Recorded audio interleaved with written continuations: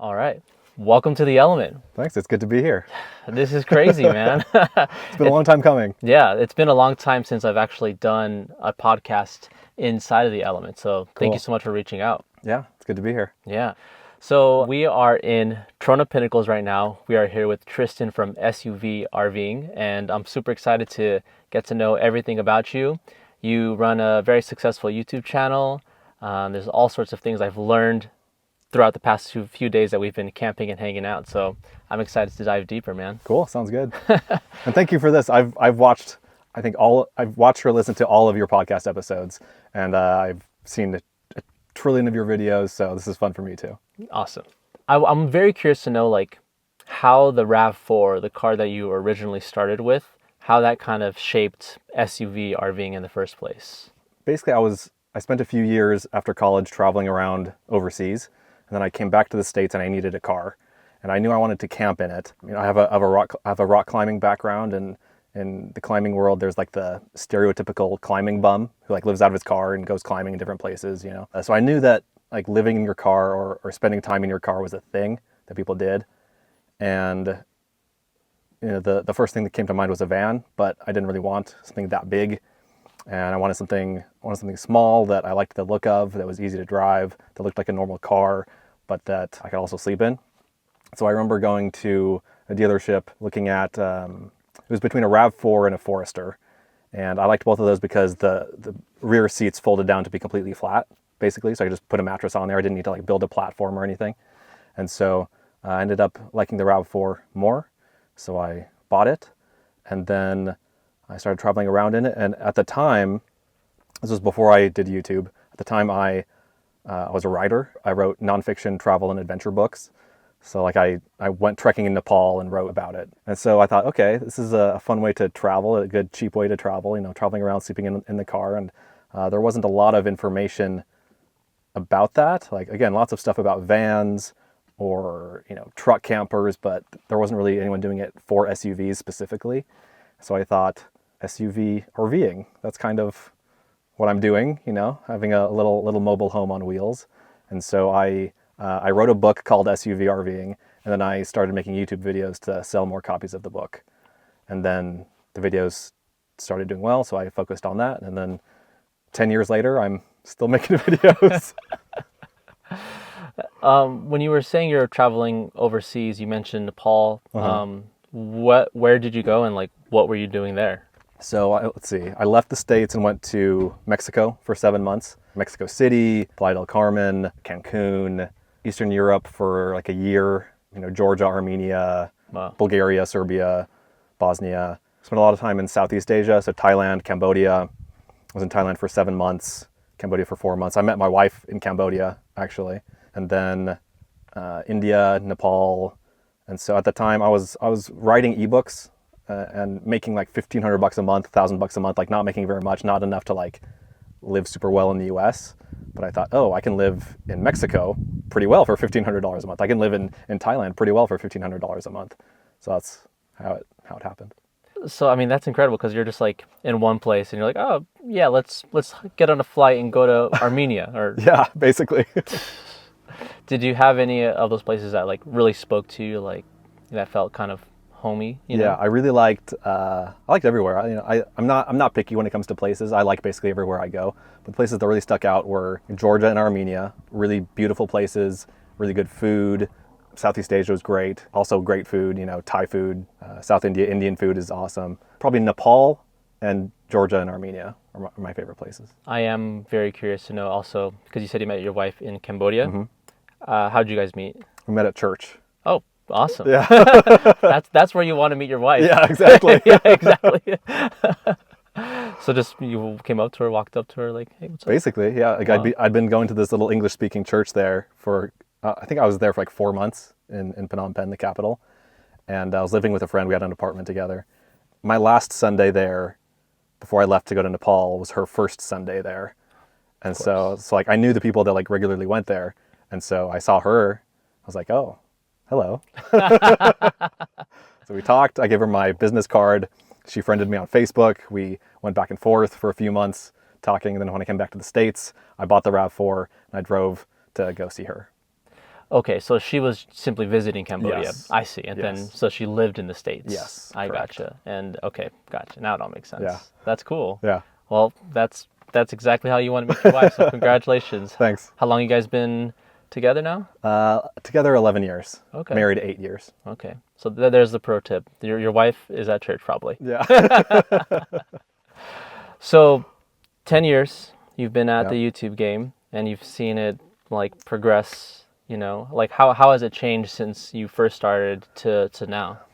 A lot more people doing it, first of all. Like, there are tons of people living and sleeping in their SUVs now, and there really weren't when I started. Nate from Element Van Life was like the first guy that I remember finding. He started his channel about 6 months maybe before I did. Oh, wow. And so as I was thinking of starting my channel, I remember finding his channel. I was like, oh, that's cool. Like, he's living in his little element. That looks fun. And then, more people doing it. And then just constant algorithm changes. Sometimes certain things tend to do better than other. Like, I guess making the titles more clickbaity has become more and more common in the last 10 years. Shorts, live, like none of that was around when I first started. It was just videos, just Right. like long videos. I mean, it's a very tricky game to play, but I remember watching Nate around the same time, and just like, oh, he's like in San Diego, Yeah. like living in his element. Like I could totally do something like that. Were there any other YouTubers that besides him that you were like watching at that time? Like, oh, I can. It was Nate and it was Brian, I think his name is, from Adventure Van Man. Okay. Those were the two that I remember. And then Bob from Cheap RV Living. Yes. Yeah. he- He's the OG. He's the OG, yeah. He's been doing it since before YouTube. He had a blog, and So how do you balance like having your wife at home and then also like spending so much time like in the outdoors? it's a lot of time spent away. Yeah. Because just by the necessity of my job, I need to be out filming, out traveling. It's been like that the whole time we've known each other, basically. Like, she knew me before I started the channel. Like, we were still dating when I started the channel. Sometimes she comes with me, but it's not the easiest thing. It's easier for me to just go out and do my thing and then come back, and for us to spend time together that way.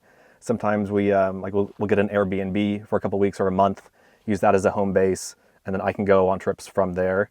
So we did that in Arizona a couple winters ago.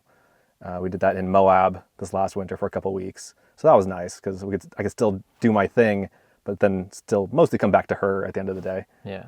And I'd spend like a night or two out in my car in various places if I was going far away for the video. But that's a good way to do it. I like that style. Well, you're an adventurous dude. Like we went on a hike this morning and, supposed to be 1 mile. It wasn't. It was much more, but it was very fun. The point I was trying to make is that you are who you are on camera, right? You're a very adventurous dude and you're like, oh yeah, let's go and let's do this. Let's explore. Let's see. Let's like make the most of the day is kind of the vibe I get from you. And I really like that. Yeah. I like packing my days with stuff. Like it's fine to go, like we've been just kind of chilling out at camp today and yesterday when we got to this area, and that's fun, but I'm, a little bit antsy. Like I like getting out, doing stuff I like. And on my trips, I'm up at 5, I'm doing stuff all day, filming all day. I get to a campsite as it gets dark at night and I'm done filming. And so that's why my wife doesn't come with me very much. They're hard trips. I like it, but it's not the style for everyone. Yeah. So what's the next adventure look like for you? I'd like to do the Trans-America Trail, which is a network of dirt roads across the country. It's like 5,000 miles from coast to coast. I originally wanted to do that on my motorcycle, but I'll probably end up doing that in my Land Cruiser. Sick. I want to drive to the Arctic Ocean. Oh, I think next year I'll probably take the Element to the Arctic Ocean. nice. Lots of mountain ranges I still haven't been to in Nevada, just kind of obscure mountains that I've never explored. I like filling in the gaps of my mental map. It's like in my mind, I have a map of the Western U.S. I have this like mental map of all these places I've been for the last 10 years that I've been doing this, and like spending months on the road each year. So I've been everywhere, like broadly speaking. But there are these little pockets of places that I still haven't spent enough time, or like I've made a note there the last time I was there to go climb this cool looking mountain, or like there was a sign that said this and that intrigued me, so I wrote that down. So I have a map of places that I want to visit on future adventures. It's like you're playing a video game. You're trying to unlock kind of, yeah. You've done the main quest and now you're going for the side Exactly, quest. like dispel the fog of war. And Yeah. I know this is kind of like a broad question, but like, where is your favorite place to camp? Like in the Western United States, let's say. Broadly speaking, I like kind of the Rocky Mountains. So like Colorado, Wyoming, Utah, Idaho, Montana.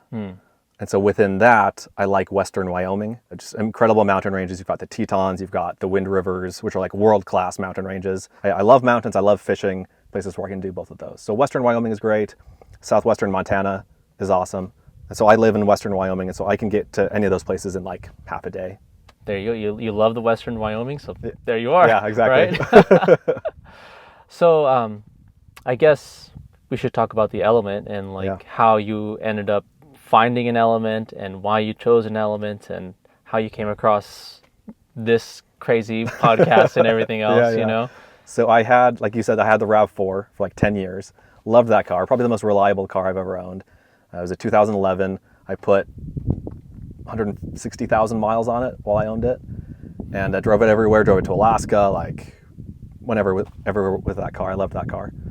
But I hit a deer with that car, killed the deer, killed the RAV4.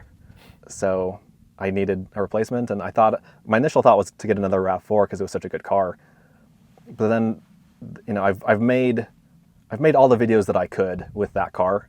I wanted something different. And so I thought, what about an element? I'd never been in an element before. I'd never driven an element before. But I remember watching Nate's videos 10 years ago. Right. So I knew it was possible. The ground clearance was a big concern for me. They don't have great ground clearance. Let me go test drive one. So I did. I went to a dealership and test drove one. And I freaking loved it. It's such a weird little car. Like there's nothing else like it. Like these doors, you know, the moon roof, the way the seats move, the way the seats can be removed, like everything was just so different and weird and unique about it. And having done this for 10 years, I wanted something different and unique. And you know, I consider getting a van or a truck, but like my brand is SUV RVing. Sure. And I like SUVs, and so I'll get an element. And so I watched Facebook Marketplace for like a few weeks, trying to get an idea of prices in my area. Where I live, there aren't a lot of cars for sale in general. Like Wyoming is not super densely populated, and so I was looking like in Salt Lake and Denver, Boise, even Las Vegas, even like, you know, Reno area. Like I was willing to go basically anywhere in the Western U.S. to get one. And so I found one that I liked on Marketplace. It was in Moab, and it was like, I don't remember the exact numbers, but it was like 175,000 miles for like $6,000 or something like that. And I thought, okay, that seems like a pretty good deal. And it sold in like a day. Oh, so I thought, okay, and I missed that one, but something like that I should be on the lookout for, and then snap it up as soon as I can. And so I went to I set notifications on all the different car websites, like Car Gurus and, you know, whatever car websites are out there. For my criteria, I wanted something with like ideally under 150,000 miles, and I didn't really care about the color, didn't really care about how old it was. I just wanted low miles because I drive a lot, and I wanted to be able to put a lot of miles on the car. I didn't want to spend a ton of money on it. My budget was like $10,000 to $18,000. It's like you can get a nice element with like no miles, like 50,000 miles on it if you want to spend that much money on it. But I thought instead, let me get something cheaper, and then I can put the lift. I can do the lift. I can get the suspension, the bigger tires. Right. And that would kind of fix my fear of it being just a little bit too low for me in the kinds of places that I like to go. So I did that, and then I was looking for a few weeks, and a notification popped up, and it was a 2005 with 146,000 miles on it for $5,500. So I thought, it's a good deal. Yeah. And it was in St. George, Utah, and it had spent most of its life in Las Vegas, so like rust wasn't going to be a huge issue. So I thought, okay, let's do it. I called the guy. I told him I was going to be there the next day. It was like a 10-hour drive, 7-hour drive or something like that. So I was there the next day, and took a look at it, and did the pre-purchase inspection, and there were some little things that needed to be fixed. It didn't have a catalytic converter. That had been stolen. Classic. Exactly. Yeah, classic. Exactly. But I figured, you know, that's fine. I think this is a good enough deal that I can deal with that later. And so he ended up settling it for 5,000. And so I drove it home, and the rest is history. Wow. Congratulations. Yeah. Welcome to the cult. Yeah, it's great. The space, like all other SUVs, yeah, exactly. All other SUVs, you know, the seats kind of fold down, and then you have, you know, this much headroom, and that's fine. But the Element, you have all the room. Right. You know, the boxy shape, and with the seats gone, like completely gone, not just like folded down. There's just so much room in here. And so this was kind of the perfect blend between SUV and van for me. This is the SUV RV. Exactly, exactly. I'm curious, like, what has the response been on your channel? Like, when they saw it, what were they thinking? So I initially did a poll on my channel with those three cars, with the RAV4, with the Forester, and with an Element. And I think the RAV4 still got the most, because that's how people found me. You know, like people were looking for camping in their RAV4 and they found my channel. So it's like, I get that. Second, you know, not too far behind was the Forester, and the Element was like a pretty distant third actually. But I thought, you know what?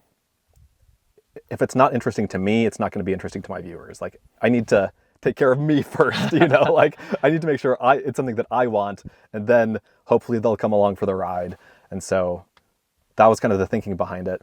And so when I made the video saying that that's what I bought, it was actually very positive. Like, it is a weird car, and people like seeing it. People, especially since you can get them for relatively cheap. I mean, not as cheap as they used to be, but like, instead of spending 20 grand on another RAV4, it's like, I could get this, and it was cheap, and it'll last forever.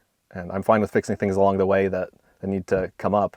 It's been very positive. People really like it. Lots of comments saying, "Oh, I need to go look at Elements now," or "You're having me look at, you know, having me seriously consider an Element now." Oh boy, here it comes. Yeah, exactly. The floodgates are open now. Yeah.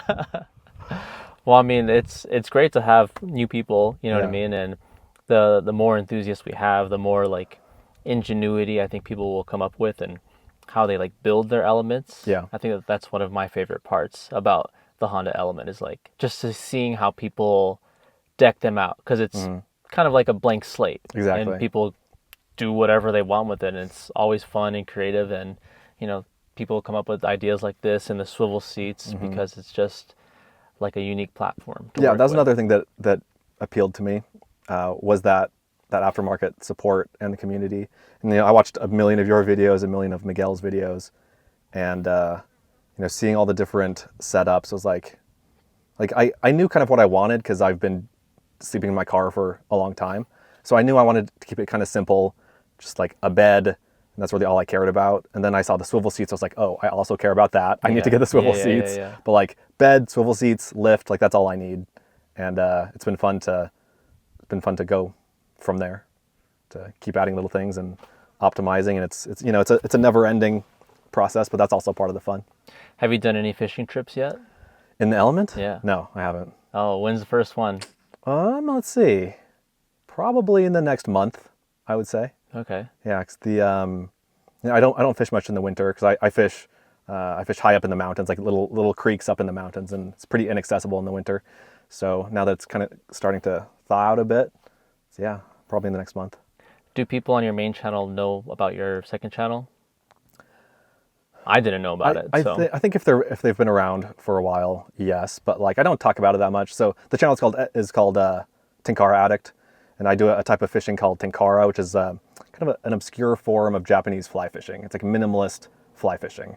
It's a short rod. So the rod, when it's collapsed, is like 1 to 2 feet long, and then it can be extended to anywhere from usually 8 to 13 feet, depending on the rod. And then there's no reel. You just tie the line to the end of the rod. So it's very simple, and it originated in Japan, in like the little mountain streams of Japan. It's a very efficient way to fish, and you can catch a lot of fish with it, even though it's super simple. So I think I started that channel a couple of years after SUV RVing, and I started it just kind of as a hobby, and that's still kind of what it is. Like, it doesn't make a ton of money, but it's fun. And the fact that it makes some money, it's like, okay, I can justify spending the time it takes to do it, because I freaking love it. Like, it's so fun for me, but it's hard for me to justify spending that much time if it's not part of my job. But now that it's part of my job, it's like, oh, sorry, babe, I gotta go, I gotta go into the mountains, you know, I gotta go fishing. What a nice way to like just be out there in nature and like meditate, and Yeah. you know, you can, now you're monetizing it, which is awesome, Yeah. you know. Yeah. Do you have any advice for like people who might want to either get into, you know, this sort of like style of camping, you know, or maybe starting like a YouTube channel, things like that? Because I feel like those are two things that you're really well versed in, you know. Yeah. I think for both of them, it comes down to don't overthink it. Don't try to plan too much before you've actually done the thing. So like for SUV camping, you need a bed and you need a place to camp and you need food, and really that's it. Like you don't need anything, just like, you know, make peanut butter sandwiches. You don't need a fridge, you don't need a stove. Just like keep it super simple. Figure out how to put a bed in the back of your car, and then go onto freecampsites.net and find, or iOverlander, and find a campsite near you and just try it out. And then like that, you'll learn so much more doing that than you will watching a bunch of YouTube videos and trying to like theorize about what you need. It's so much better to just go and do the thing. And I think the same applies to YouTube. Like you can plan it out, you can think about strategy, but first of all, you might not even like making videos. I've seen people do that. You know, it's like they like the idea of being a YouTuber, they like the idea of making videos, but when it comes to actually filming, you know, the filming part of it can adversely affect what it is you're doing. So like if you're hiking, if you're camping, if you're fishing, you might like doing those things, but do you like filming while doing those things? Like it can take away from the activity. And is it worth that for you? Right.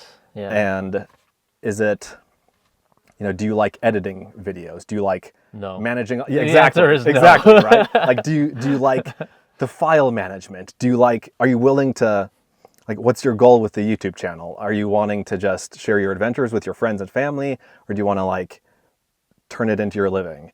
And you know, maybe you do need to be a little bit more strategic about it if your ultimate goal is to make it your job. But even then, like, you don't know anything until you start, and then you'll see what works, you'll see what doesn't work, you'll see what you like doing, see what you don't like doing, and then you can kind of course correct based on that. I think people overthink it, especially when it comes to car camping. Like there's so many cool accessories and so much gear and stuff, and that can be fun, but like it's not gonna make or break your trip. Like you just need a bed and a place to camp and you'll be fine. And then you can figure out everything else after that. Yeah, you can go down the rabbit hole with like all the gear and all the cars. Like, I mean, to some people, driving here in an Element's absolutely insane. Like they're like, what are you talking about? You know what I mean? They're like, no, you need a Jeep, you need a lift and 35-inch tires, all that stuff. And that's not true. You know what I mean? Yeah. But I think once you get out here, you gain a sort of knowledge that there's like just no other way to like gain Yes. other than, you know. Yes. And you don't, like, even if you just have a regular car, like something that isn't an SUV, you have like minimal ground clearance, there's still like a lifetime of stuff you can see or do off of paved roads. You know, like you don't need a super hardcore capable rock crawling beast. And if you want to do that, you know, more power to you, that's fine. But just use what you already have, you know, instead of going out to buy something new, just use what you already have, and yeah, just go do it. Did you travel a lot with your family growing up? Yes. So I was born in California and grew up in Texas, but then when I was 15, we moved to Kazakhstan, and we were there for about 6 months, and then we Hold on. and then we moved to China for 3 years. Okay. And so my dad was a lawyer. He worked a lot with oil and gas companies. Oh, okay. And so he got jobs with law firms or oil companies in these different places. So like, how old were you when you say that happened? Like, Teenager, mostly. Okay. Like we traveled a little bit overseas when I was younger, but I moved overseas when I was a teenager. I feel like there's probably a lot of fear in traveling to places like that, but since you had those experiences early on, it probably made it a lot easier when you're older to Oh, just yeah. like, oh yeah, I'm going to go to this country I've never been to Oh before. yeah. Yeah. I have very little fear when it comes to places. Yeah. Because I've been to a lot of places, around the world, and especially in the Western US. Like I've been everywhere, and everywhere is interesting. Everywhere is safe enough, basically. It doesn't really matter where you go or where you are. You can make it a fun time wherever you go. I think. Like, I mean, obviously it depends on your interests, but I think even like I was in Kansas and Nebraska like a month ago, and I thought it was so interesting. Just like so flat, so empty, and like these little towns surrounded by 30 miles of fields, and then the next little town. They're just like these little islands of civilization in this otherwise massively empty landscape, and it was super fun. I really enjoyed it. It's just very different to what I'm used to, and yeah, there's interesting stuff everywhere. And so yeah, traveling when I was younger, like I remember in when we were in China, I would just get on my bike and like spend the day riding around Beijing, like all day. And this was before before smartphones. So I didn't have like GPS. It was just like a paper map. And so I was this like 16-year-old kid on a little 1-speed bicycle in China, and just having a great time, just wandering around, seeing what was interesting. So how long were you in China? 2.5 years. 2.5 years. Yeah. So that's interesting. So you probably have friends like all around the world. Yeah, I think so. Yeah. I don't know. That'd be so interesting. I feel like, maybe it's harder to keep track of somebody when you were 16 or Yes. whatever. Now, Yes, but like with Facebook now, Facebook, Instagram, Right. whatever, it's easier. yeah, I've been to Argentina a few times, and like I made a bunch of friends there. So I feel like anytime I go to those unfamiliar places, as long as I have my friends there, I'm like, oh yeah, I feel great. I feel like at Nice. home. Yeah. Yeah. Is there anything that you want to like add into this? Try to keep it simple. I know a lot of people try to plan for every eventuality when they're out car camping, and that can be good too, but bad things, this is how I think about it. Bad things do happen. Statistically speaking, they're probably not going to happen to me. And so I just don't need to worry about it.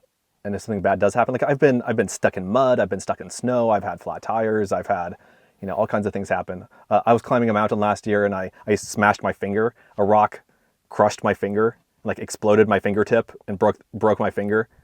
And so I was like on this mountain, I was like, well, let's just get back to the car. I'll drive to the Airbnb. I'll get my wife. We'll drive to the hospital. Like, it'll be fine. Yeah. And it was like, everything is manageable. But again, the confidence in that comes from doing it.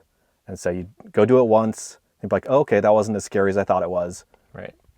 There weren't crazy people lurking in the shadows trying to steal my stuff or, kill me while I'm sleeping. And it's like, oh, that was really nice. I probably should bring more water next time. So it's like, okay, next time I'll bring more water.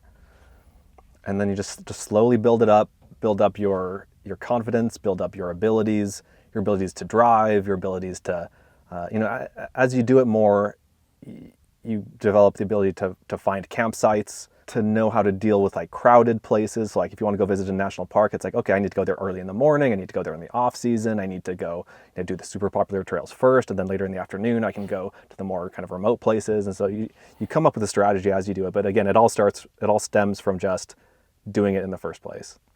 And that's an easy thing to say when it's your job and like I have flexible time. I can go anytime during the week. I can just go camping. So I understand that that's not something that everyone can do. They can't just like go practice camping Right. every day, but like go do it on the weekend for a night. It's doable, it's achievable, it's attainable, it's reasonable, and it's so freaking fun. It's such a cheap way to travel, and it's so comfortable and just easy. I think it's just like the best way to travel. It's so fun. It's so minimalist. And you get to just be out there with your thoughts. You get to be out there listening to nature. I know that's something that some people also need practice with. It's just being alone with themselves, being alone with their thoughts, overcoming whatever personal demons they might be going through. But again, practice. It's a skill. You can practice at it, you can get better at it, you can overcome whatever it is that's keeping you from getting out there. You can overcome whatever fear you have. Like, it's all doable, it's all achievable. And again, watching YouTube videos can get you so far, but it's no substitute for just going and doing the thing. Wise words. Like, wow. I think I teach yoga, right? Yeah. So at the end of a yoga class, we do this thing called Shavasana. Are you familiar with this at all? Uh-huh. So anyway, basically after the yoga class, we have the people like lay down 5-10 minutes, usually with no music, after the session, right? And it's just like a meditative moment where they're just there, like, and they kind of have to be with their thoughts, mm-hmm. And you can see like the more experienced practitioners, and they're just like, boom, they're zenned out and they're just relaxed. And then the new people are like kind of like fidgeting a little bit, and they're like, oh, like they can't stay still, because you can see that they're kind of maybe working through something in their head. You know what I mean? But like you say, with practice and time, it's like, oh yeah, it's easier, and it gets nice. And then I know for me, like I get to this moment of like clarity if I'm like on a long hike or something. Mm-hmm. First you're thinking about, it's like, oh, I got to film this YouTube video, or I got to go fly tomorrow, whatever, all these thoughts. And then at a certain point, after some time has passed and those thoughts are gone, and then you're just left with whatever's left. Mm-hmm. And then I think after that, you just start to experience what's in front of you, mm-hmm. without the background noise of what's like going on, Yeah, especially at night too. Like, you're in your car, there's nothing else to do, and it's just silence and darkness all around you. And if you are like us and you are filming videos, you're done with that for the day probably. And so it's just so peaceful. It's so, like, we were talking about this earlier, we sleep best in our cars. For sure. Like I absolutely sleep best when I'm out camping in my car, more so than at home, more so than when I'm tent camping. Like, nothing compares to sleeping in my car. Yeah, the quiet is unreal. Yeah. It's like, it's almost deafening how like quiet it is, and you're just like, whoa. Mm-hmm. Yeah, I definitely sleep the best in my element too. Yeah, it's such a unique car. Like, there's nothing else like it. Yeah, and I think it is a good car for the people who are kind of torn between a van and an SUV or a truck or whatever. The Element is kind of the best of all of those things. It's still small. It's easy to drive. It doesn't get great gas mileage, but like, probably better than like a big van. For sure. Yeah. And so it's reasonably fuel efficient. It's just so freaking spacious. The community is huge, so you can see a ton of people's rigs, before you, see what other people have done. And so it's such a good car. Yeah. For this kind of camping. The doors are awesome. The moonroof is awesome. Yep. Like, it's just a killer little car. And it's so, like, I think it's shorter. I don't know if it actually is, but it feels shorter than my RAV4. For sure. Yeah. Certainly feels way shorter than my Land Cruiser. But it's so spacious inside. Like, it's a remarkable little car. I don't know how it does it. Yeah. It's so weird. Yeah. And the windows, the big beautiful windows that wrap all around. I love that. And great car. I am always hopeful for a new Honda Element one day. I just hope they somehow do it right. You know what I mean? It'll be tough to recreate something like this. It's never like the original, Yeah. They would have to. I don't think any re-released car has ever been better than like the original one. Right. And so I would have very little faith in that. I would like them to try. And if they could make it somewhat affordable, that would be awesome too. Yeah. But otherwise, we still have this thing. It's interesting when it first came out too, because like they were trying to hit this target market, right? But they just couldn't because it was priced too high for that market. So then a bunch of like older people ended up buying it, and those are the people who owned it. And now that they're aging out or dying or whatever, it's like now they're getting into the hands of the dirtbags who want to take them out and do stuff like this, you know? Yeah, just seeing how you work. Like, okay, I'm going to set up this shot here, this shot there, and like how, I think it's really, what I really like what you do is how personable you are with your audience. You're like, I am talking to my audience right now, and you're explaining what's going on and what you're seeing and what you're feeling and what you're thinking. I think you have a very unique talent with that because it really portrays to the camera. You're really good at that. I think that comes from a lot of the traveling that I have done in the past. Yeah. Like I remember I had blogs for years. Like from the start of blogging, I had blogs for like 10 or 15 years, and like travel blogs and sharing my experiences. And they never like got huge traction or anything like that. Never got a lot of traffic, but I really liked sharing my adventures with people. And I like traveling by myself, but it's still really fun to share. Yeah. Like I get to, and video portrays a place way better than I can do it in writing, way better than pictures. Video is just so uniquely suited to showing exactly what a place is like. And I love that. And then I love being able to share my thoughts and impressions about a place, because I have all of that traveling backlog of knowledge that I can kind of draw from, but also I still am so excited when I get to new places. I've talked about this with my wife recently. It's like, I travel for a living, and like I've been traveling for so long, basically since I was a teenager. I've never been more than like a year or two in one place. So for, 20, 25 years, I've been traveling. And it's like, it's who I am now. I love doing it. And it's so fun to share that with people. People who either don't have the time or the money or the physical ability to travel.